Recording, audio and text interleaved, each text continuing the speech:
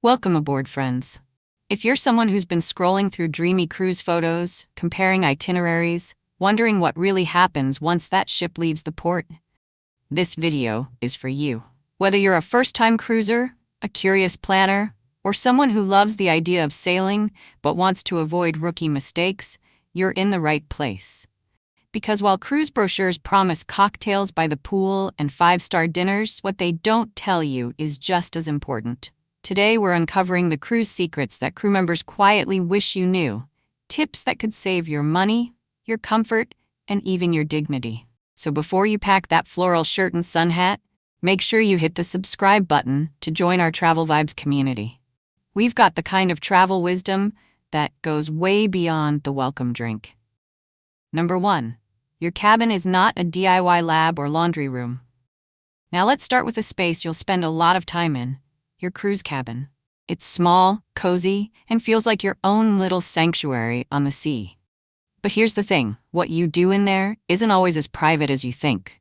While you're kicking back thinking, home sweet sea home, your cabin steward is quietly entering, shaking their head at what you've done to the place. You'd be surprised.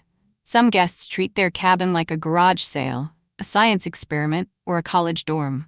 I once heard about a guy who tried to boil spaghetti in the electric kettle. True story. Another guest thought it was totally fine to hand wash socks in the ice bucket. And then there was the woman who used the balcony floor for an at-sea pedicure with a cheese grater she brought from home. I wish I were kidding. For those of you who are planning your very first cruise, or maybe your second, and you're hoping to get it right this time, here's the golden rule. Treat your cabin like a guest room in someone else's home. Because in a way, it is. Your steward? They're your behind-the-scenes superhero. They notice everything, even if they never say a word. Respect the space. Be a decent human. Maybe even offer a smile and a tip on day one. Trust me, those towel animals, they get a whole lot cuter when your steward likes you. Number 2, travel insurance isn't just optional, it's your lifeboat. Now, let's talk about something most cruise rookies, and even some seasoned travelers, still brush off: travel insurance. Yeah, I know. It doesn't sound glamorous, it's not nearly as fun to plan as excursions or drink packages, but it's the one thing that could save your entire vacation and your bank account. You might be in tip-top shape, walking 5 miles a day, doing yoga at sunrise, and drinking kale smoothies. But all it takes is one bad step on deck 3, or a surprise bout of food poisoning mid-ocean, and suddenly, you're being wheeled to the ship's medical center, which, by the way, isn't exactly cheap. And don't assume your regular health insurance will magically cover you while sailing international waters. Cruise ships are often registered in foreign countries, and many onboard services, including medical, spas, and even retail, are outsourced. That means your billing could come from a company based halfway across the world, with their own set of rules. I've seen travelers cry at the guest services desk over last-minute cancellations or surprise bills. One woman had to cancel because of a family emergency back home. No insurance, no refund, just heartbreak and a very expensive lesson. So, to all the dreamers researching their first cruise, and to the retirees checking off bucket list destinations, get yourself solid, third-party travel insurance. Look for coverage that includes medical emergencies, trip cancellations, delays, and lost baggage. It might cost you the price of one excursion, but it'll buy you peace of mind. And on a cruise, peace of mind is better than an all-you-can-eat dessert bar. Number 3. That spa treatment might come with a surprise sales pitch. All right, let's float into calmer waters for a moment. At least, it seems that way. Cruise ship spas, they're designed to tempt you. Dim lights, soft music, eucalyptus in the air, and suddenly, you're wrapped in a robe, thinking, I deserve this. And you do. But here's what they don't tell you when you're lying there mid-massage, eyes half closed, dreaming of nothing but the sea breeze. Just as you're reaching peak relaxation, a quiet voice leans in and says, have you tried our deep-sea collagen serum? It's only $399, but it changes lives. Sound familiar? That's because most spas on board are run by third-party companies. Their staff often works on commission, which means they're not just trained in massage, they're trained in upselling. That body wrap comes with a pitch. That facial might include a sales moment worthy of a car dealership. Even the art auctions and salon services can be part of the sales machine. One moment you're getting your nails done, the next you're being encouraged to buy a limited edition print of a dolphin wearing sunglasses. And yes, some passengers do buy it. Now don't get me wrong, these services can be wonderful. Many travelers in the US look forward to a bit of pampering, especially after months of stressful work, caregiving, or retirement planning. But just remember, you're in international waters, and spa prices float higher than the waves. So breathe in the lavender, but keep your wallet grounded. It's totally okay to smile and say, "No thanks, I'll stick to the massage." Number 4, the Great Cruise Cabin Wind Tunnel. Avoid the breeze blitz. Now here's something that sounds harmless enough, especially for those of us who love a good breeze. You step into your cabin, the ocean's calling, so you crack open the balcony door for that salty air. At the same time, your hallway door swings open too. What could go wrong? Well, let's just say physics has entered the chat. What happens next is something out of a cartoon. The air rushes in like it's late for dinner, and suddenly, everything that isn't nailed down is airborne. Napkins fly, papers scatter, and yes, room service trays have been known to take flight like poorly engineered drones. I've seen it myself. A poor guy opened both doors and accidentally launched a fruit plate straight into the hallway. It landed next to a very confused steward, who now probably flinches every time he hears a door creak.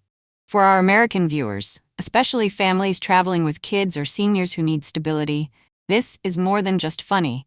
It's a safety hazard.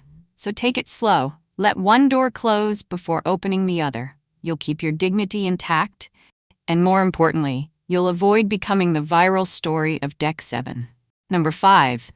That all-inclusive deal might not include. Now let's talk about one of the biggest myths floating around cruise planning groups, Facebook forums, and those glossy brochures that make everything sound like a floating paradise. The words all-inclusive get tossed around like confetti, but what's included for one passenger might not be for another. You see, cruise perks aren't one-size-fits-all. They're more like patchwork quilts stitched together by region, pricing tier, and sometimes just plain luck. While your friend in Canada might be bragging about their free drink package and spa voucher, you, booking from the US, might be stuck paying full price for bottled water and still tipping extra. For American cruisers, especially retirees, solo travelers, or young couples saving up for their first big trip, this can come as a surprise. Gratuities? Usually not included. Deposit refundable? Maybe not. Want to change your sailing date? That'll cost you. And here's the catch. Cruise lines aren't always upfront about this.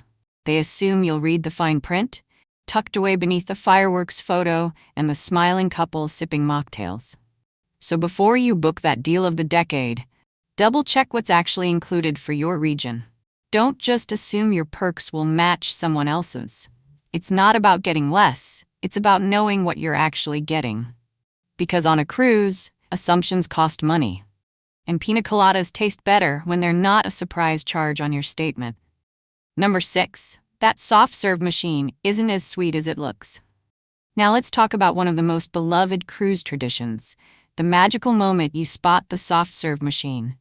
It's like a beacon of joy for every age group.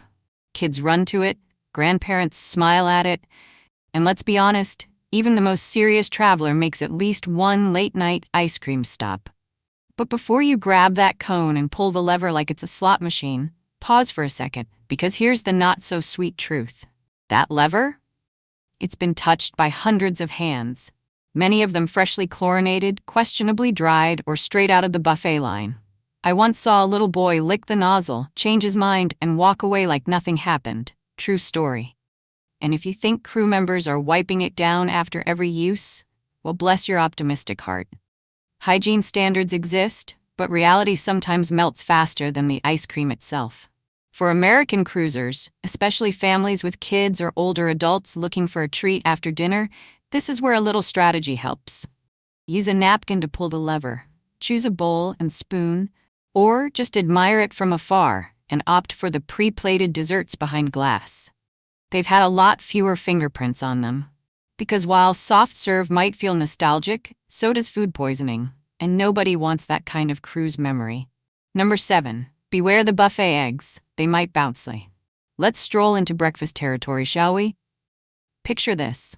You've just woken up to a stunning sunrise over the open ocean. Your appetite is in full gear and you head straight for the buffet, dreaming of a golden, fluffy plate of scrambled eggs. And then, reality hits. You scoop a spoonful onto your plate and it jiggles. Not in a good way. Here's the behind-the-scenes scoop. Most buffet scrambled eggs on cruise ships aren't cracked fresh in the kitchen. They're made from powdered or liquid egg mix, heated under lamps for who knows how long, and served in bulk. That's why they often have the texture of damp foam or the bounce of a rubber dog toy. For American cruisers, especially seniors who love their hearty breakfasts or families with picky eaters, this can be a disappointing start to the day. But don't worry, there's a better way. Walk a few extra steps to the omelet station. That's where the magic happens. Real eggs, cracked to order, fillings of your choice, and a smiling chef who doesn't judge if you skip the veggies and go all in on cheese. It may take a couple more minutes, but your taste buds, and let's be honest, your stomach, will absolutely thank you. Number 8. Don't count on the cruise line to fix everything. Alright, let's say things go sideways. Maybe that relaxing spa facial turns into a full-blown science experiment on your forehead. Or the souvenir necklace you bought turns your neck green before dinner. Naturally, you head to guest services, expecting empathy and action. But instead, they smile politely and redirect you right back to the person who sold it to you. Here's the truth. Many first-time American cruisers don't know. Lots of the services on board aren't actually run by the cruise line. The spa, the jewelry store, even the art auction, they're often operated by third-party vendors. So when something goes wrong, the cruise line usually says, "That's not our department." Frustrating? Definitely. But don't lose your cool just yet. If you run into a problem, stay calm but be firm. Take photos, keep receipts, ask for the manager, and if needed, escalate your complaint in writing. Some guests get partial refunds, service credits, or onboard perks. Eventually. It might not be instant gratification, but it's better than storming off in a sea salt facial meltdown. Cruise smart, not emotional. Number 9. Don't blow your budget before the ship even leaves port. So you've finally made it on board.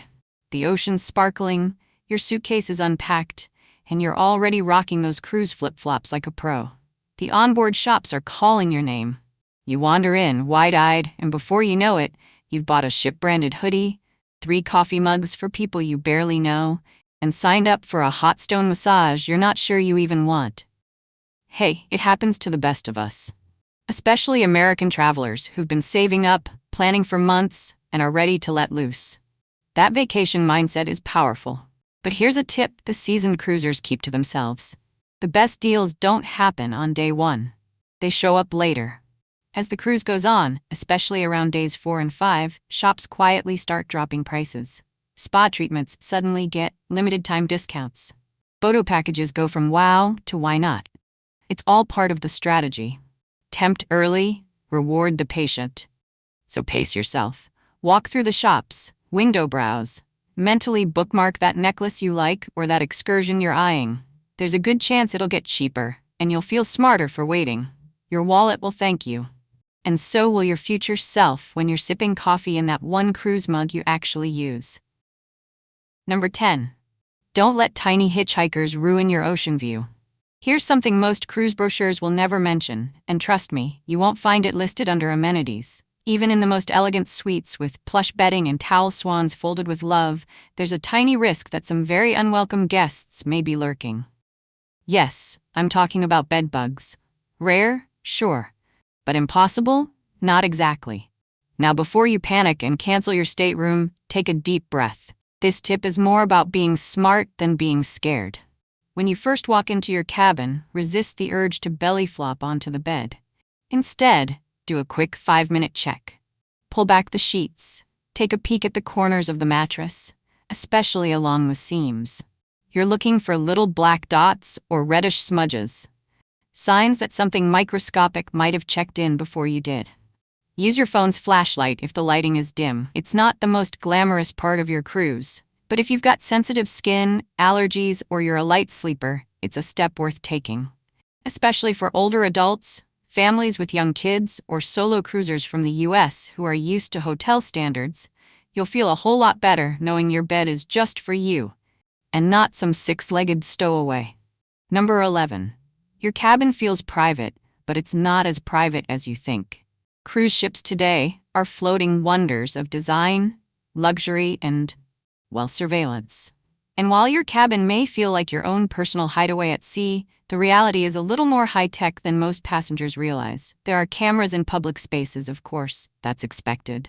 But what surprises many first-time American cruisers is just how many areas are monitored. Hallways, dining rooms, pool decks, even certain parts of the balcony railings may be under discreet watch. It's all in the name of safety, but it definitely chips away at the illusion of total privacy. Inside your cabin, there's no big brother watching, but it's not exactly Fort Knox either. Cabin stewards have key access, often enter when you're at breakfast. And the walls? Let's just say if your neighbor sneezes or belts out karaoke after 2 margaritas, you'll hear it all.